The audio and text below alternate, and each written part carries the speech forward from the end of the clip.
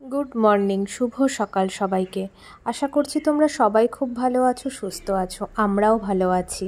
এখন প্রথম ভিডিওটা করেছিলাম তখন সকাল 6টা মতো বাজে, আর এখন ঘড়ির কাঁটা 9টা। দেখো আকাশটা কি সুন্দর লাগছে, দেখে মনে হচ্ছে পুজো পুজো। পেজা পেজা তুলো আকাশে, দারুণ দেখতে লাগছে আকাশটা। চলো রান্নাঘরের দিকে যাওয়া যাক। আজকে একটু চিকেন বানাবো। আজকে বাজার থেকে চিকেন নিয়ে এসছে, একটু হালকা করে চিকেনই রান্না করব। সেই জন্য চিকেনটা প্রথমে আমি ভালো করে ধুয়ে নিয়েছি। এবার এটাকে আমি ম্যারিনেট করছি। ম্যারিনেট করার জন্য একটু টক দই, একটু গোলমরিচের গুঁড়ো, হলুদ, জিরে গুঁড়ো, লাল লঙ্কা গুঁড়ো আর একটু সর্ষের তেল, সামান্য সর্ষের তেল, এটা দিয়ে মাখিয়ে মাংসটাকে আমি প্রায় আধা ঘন্টা মতো রেখে দেবো। আধ ঘন্টা পৌনে 1 ঘন্টা মতো রেখে দেবো, কেন যত ম্যারিনেশন ভালো হয় তত মাংসের টেস্ট ভালো হয়।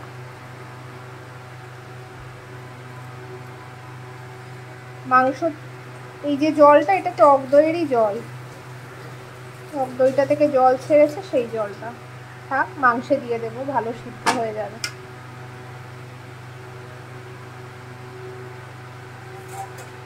একটু বন্ধ করে দাও না। সবজি বাজারও এসে গেছে, সব ভেজানো আছে টাবে, এগুলোকে পরে ধোয়া হবে। আর আজকে বাজার থেকে মাছ আর নিয়ে আসেনি, শুধু মাংসই এনেছে, ওইটা রান্না করছি। আর কিছুটা চিকেন ভালো করে ধুয়ে একেবারে ফ্রিজে ঢুকিয়ে দিয়েছি, ঢোকানো আছে। মাংসটা তো হচ্ছে, ওটা হোক, তার সঙ্গে ওটা হচ্ছে বলছি, সরি, ওটা ম্যারিনেট করে রেখে দিয়েছি আমি। তার মধ্যে তার আগে প্রথমে কড়াইতে সর্ষের তেল দিয়ে আলু আর পেঁপে দিয়ে যেহেতু আমি ঝোলটা করব, এটা একটু ভেজে তুলে নেব। এবার আমি আদার পেস্টটাকেও দিয়ে দেবো।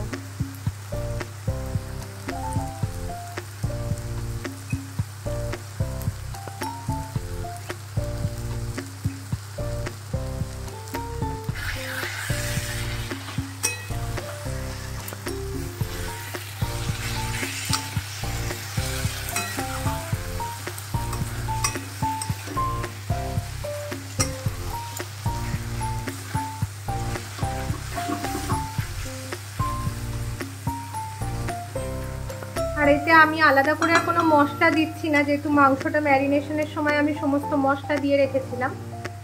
এটা হয়ে গেলে একটু কষে নিয়ে নেবো পেঁয়াজ আদা রসুনটাকে ভালো করে, তারপর আমি দিয়ে দেবো মাংসটাকে। নুনটাকে দিয়ে দিয়েছি, এবার এর মধ্যে মিশিয়ে নেব।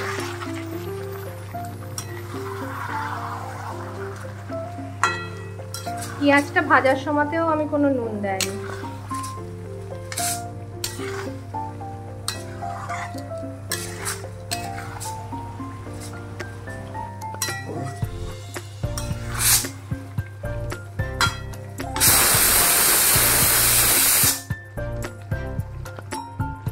এবার মাংসের মধ্যে আলু, পেঁপে, গাজর, গোটা রসুন, 1 কোয়া রসুন দিয়ে দিয়েছি। এটা দিয়ে একটু নাড়াচাড়া করে নেব।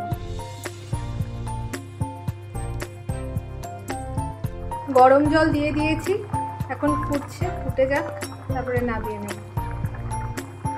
একটু উপর থেকে গোলমরিচের গুঁড়ো, একটু ঘি, গরম মশলার গুঁড়ো দিয়ে নামিয়ে নেব।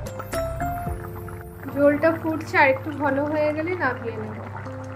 চিকেন স্টুটা নাবিয়ে একেবারে সার্ভ করে দিয়েছি। আর এখানে উপর থেকে একটু ঘি, গরম মশলা গুঁড়ো, সামান্য গোলমরিচের গুঁড়ো দিয়েছি।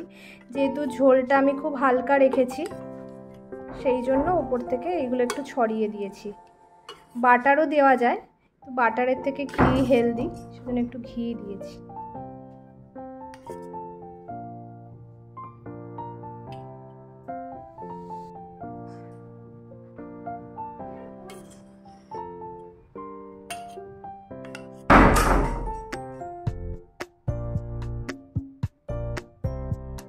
এখন আমি আর মাসি এসেছিল, মাসির আজকে আর কাজটা হলো না, মাসি একটু সবজি কেটে নিয়েছে, শুধু কালকে সকালে এসে একটু তাড়াতাড়ি করে করে দেবে।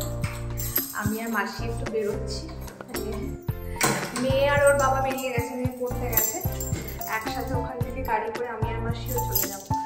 আজকে একটা বিশেষ দিন, আজকে জামশেদ টাটার জন্মদিন। হ্যাঁ, তাই একটু চারিদিকে লাইট,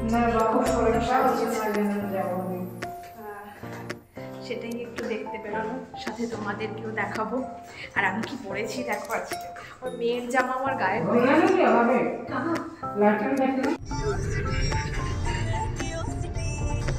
আগেবার যেন সে আলোর ঢল বসেছিল।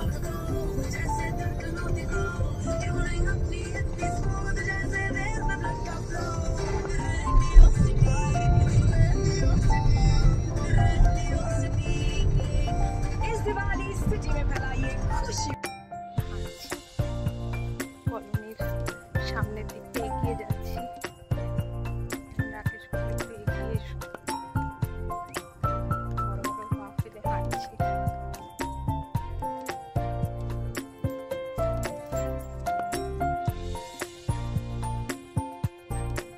আমরা গাড়িতে উঠে পড়েছি, মাসিও আমার পাশে বসে আছে। মাসিকে নামিয়ে দেবো মাসির বাড়ির সামনে। এই মাসি এখন নেমে যাচ্ছে, তাহলে আর মাসিকে এতটা রাস্তা হেঁটে ফিরতে হলো না। এই রাকেশকে বললাম পয়লা বৈশাখে কি গিফট দেবে তুমি আমাকে, তা বললো বেশি বাজেট নেই, শুধু একটা চুড়িদারের পিস কিনে দেবো। কিন্তু দোকানে ঢুকলে যা হয়, এই শাড়িটা চোখে লেগে গেছে ভীষণ, তাই আমি মেয়েকে দিয়ে ট্রায়াল দেওয়াচ্ছি। আর রাকেশ বলছে যে বাচ্চা মানুষ, ওকে কি শাড়ি পরলে অতটা খুলবে? আনছি ঠিক আছে, পরেই দেখুক, বড় তো হচ্ছে। ও শাড়ি পরার পরে আমরা সবাই হাসাহাসি করছি, মেয়েকে এক ধাক্কায় অনেকটা বড় দেখতে লাগছে। তারপর আমিও আবার শাড়িটা পরে ট্রায়াল দিলাম, দেখলাম কেমন লাগছে। শাড়িটা খুব পছন্দ হয়েছে, তাই রাকেশ বললো যদি পছন্দ হয় তাহলে নিয়ে নাও, পুজোতে আর কিছু বায়না করবে না।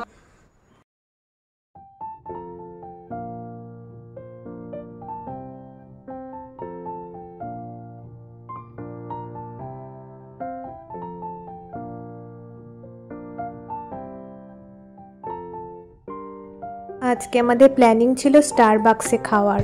আমাদের জামশেদপুরে নতুন স্টারবাক্স ওপেন হয়েছে, সেখানেই মেয়ে বলেছিল আজকে নিয়ে যেতে, কিন্তু আমি বলছি রাত 10টা বেজে গেছে, এখন কি স্টারবাক্স খোলা থাকবে? তা যাওয়ার পথে দেখলাম না, যে খোলা আছে। সেই ভেবেই এবার আমরা স্টারবাক্সে যাচ্ছি একটু কফি স্ন্যাক্স কিছু খাওয়ার জন্য।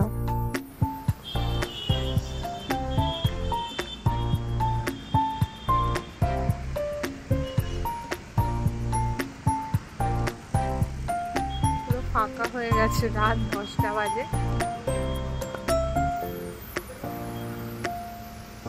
এখানে আমি বসে ওয়েট করছি, আর ওর বাবা ওইদিকে সমস্ত খাবারের অর্ডার করছে। কে কীরকম কফি খাবে, আমি কি কফি খেতে চাই সেটা আমি জানিয়ে চলে এসেছি। আর আজকে লাইফে ফার্স্ট টাইম স্টারবাক্সে এলাম, একটা অন্যভাবে অন্যরকম অনুভূতি হচ্ছে, খুব ভালো লাগছে। আজকে মেয়ের জন্যই এখানে আসা, মেয়ে জোর করেই নিয়ে এসছে।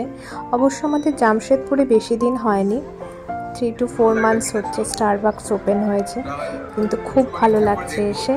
ওর বাবা বলেছে একবার এখানে এসে প্রত্যেকটা কফি মেয়েকে টেস্ট করাবে। ঠিক আছে, আমরা একটা স্ন্যাক্সও অর্ডার করেছিলাম, এখন আমরা এনজয় করছি আমাদের স্ন্যাক্স আর কফি। তোমরাও দেখতে থাকো কেমন লাগছে তোমাদের আমাদের জামশেদপুরের স্টারবাক্স, অবশ্যই কমেন্ট বক্সে জানিও। আমার তো খুবই ভালো লেগেছে, ভীষণ গুড এক্সপিরিয়েন্স। আমি ভেবেছিলাম যে আমরাই লাস্ট, না তারপরেও এক এক করে অনেকে আসতে শুরু করেছিল। মোটামুটি রাতের দিকে যে একেবারে ভিড় ছিল না বলা ভুল, হালকা লোক ছিলই, হালকা ক্রাউড ছিল, ভালোই লাগছিল।